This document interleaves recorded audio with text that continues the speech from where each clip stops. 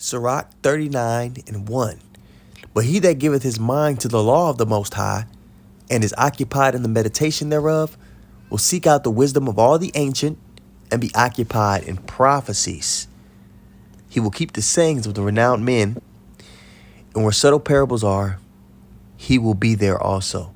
If you are a believer of the Holy Bible, prophecy is going to be chief to you. You're always going to be looking towards it. You're going to be a watchman. And in our time, many great prophecies are playing out.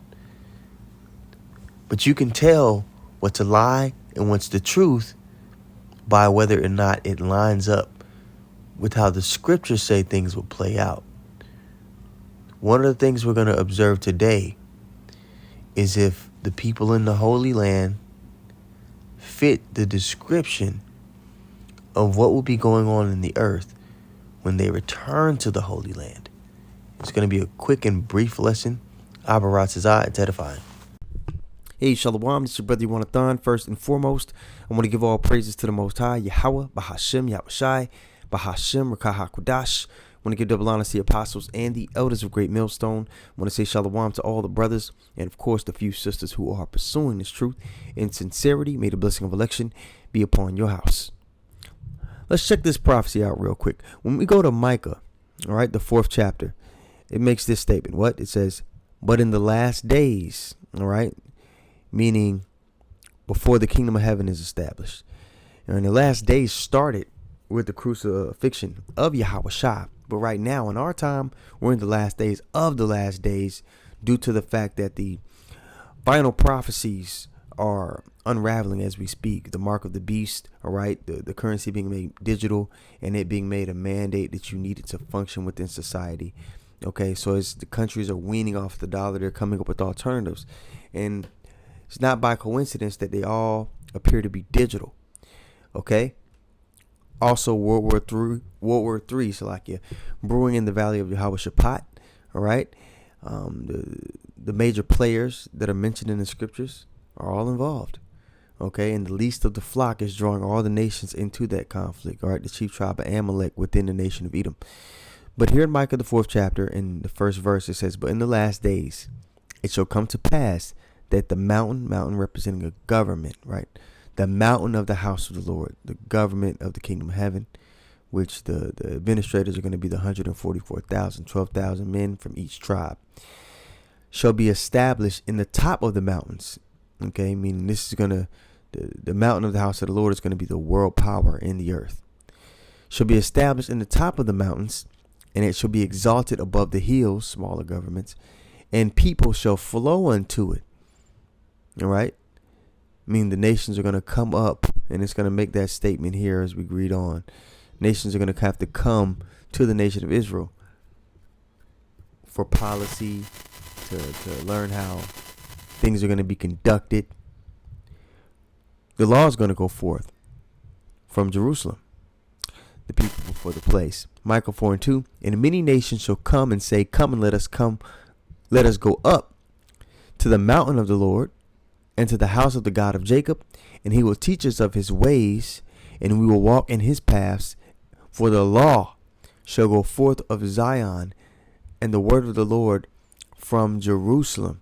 Now we know the nation of Israel, when they go back to the land, the Lord is going to place them back in the land. It's not going to be via paperwork or a treaty. And what we're reading here in Micah, the 4th chapter, is what's going to be going on when the people return unto the land. And as we're reading this, I need you to ask yourself, are these things happening now? Do these things check out now? And if they don't, one or two things are happening. Either the Lord's a liar or somebody in the earth is lying about who the people are. And we know the scriptures say that the Lord is not a man that he shall lie. All right, Micah 4:2 again from the top. And many nations shall come and say, come and let us go up to the mountain of the Lord, and to the house of the God of Jacob, and he will teach us of his ways. Now, Tel Aviv is not the Lord's way. If the biggest pride parade is held in the nation of Israel, the state of Israel. That's not the Lord's way. The law isn't going forth from the people in that land either. It's pretty much do as thou wilt. All right. America is the world power. Russia is a world power. The nation of Israel is not the mountain on top of the mountains, in the sense of, just out in the open. It's going to be openly established that the nation of Israel is the sole world power when the kingdom of heaven is established. Right now, Amalek is doing things behind the scenes. Okay. But it says, and will teach us of his ways, and we will walk in his paths, for the law shall go forth of Zion, and the word of the Lord from Jerusalem. And he shall judge among many people, and rebuke strong nations afar off, and they shall beat their swords into plowshares. So when you go to Joel, the 3rd chapter, it talks about World War III brewing up. It talks about the nations, and we'll go there really quick. It talks about the nations militarizing for the war of Armageddon, World War III. But here in Micah, the 4th chapter, it's the reverse. It's the demilitarization of nations. And then it's going to go on and say something very profound in Micah, the 4th chapter. It's going to talk about the nations never learning war ever again. Again, do these things check out with the people that are over there in the land today? So this is Joel 3. And the point, that the weak say I'm strong, talks about the militarization of the nations, right? Joel 3:10, it says, beat your plowshares into swords. So turn from agriculture into militarization. Beat your plowshares into swords, and your pruning hooks into spears. Let the weak say I'm strong. That's what's going on now. For the first time since World War II, Japan has been militarizing. Okay? But we go back to Micah, the 4th chapter. Something else is supposed to be going on once the people return back to the land. So Micah 4:3, and he shall judge among many people, and rebuke strong nations afar off, and they shall beat their swords into plowshares. This is the opposite of Joel 3. And their spears into pruning hooks. Nation shall not lift up sword against nation, neither shall they learn war anymore. This is not going on. Micah 4:4. But they shall sit every man under his vine and under his fig tree, and none shall make them afraid. Complete peace for the nation of Israel. And peace doesn't happen for our people until the kingdom of heaven is established. So this is the kingdom of heaven being established, because the curses are not lifted until you go to the very end of the book, where it talks about the kingdom of heaven being established. Revelation 22:3. It says, and then there shall be no more curse. All right. It talks about, the kingdom of heaven being set up in righteousness.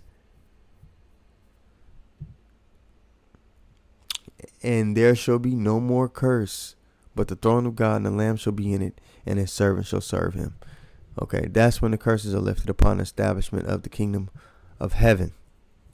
Okay, and in Micah, the 4th chapter, us having that peace and that rest, the curses being off of us, summed up here in verse 4.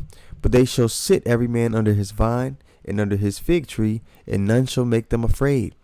For the mouth of the Lord of hosts hath spoken it. So just, something to ponder on. And this isn't anti-Shem. Okay? This is just an observation. If you believe in this book, and you believe that it was divinely inspired, then you understand that, okay, this isn't happening. And when the people return to the Holy Land, this is what's foretold to happen. Something isn't checking out. You see? So just, we go into this point all the time, but I want to just do a quick lesson on it before I went to sleep. And Abaratazai was edifying. Want to give all praises once more to Yahweh, Bahashem, Yahushai, Bahashem, Rakah HaKodash. Want to give double honor to the apostles and the elders of Great Millstone. Want to say shalom to all the brothers, and of course the few sisters who are pursuing this truth in sincerity. All right, may the blessing of election be upon your house. Shalom.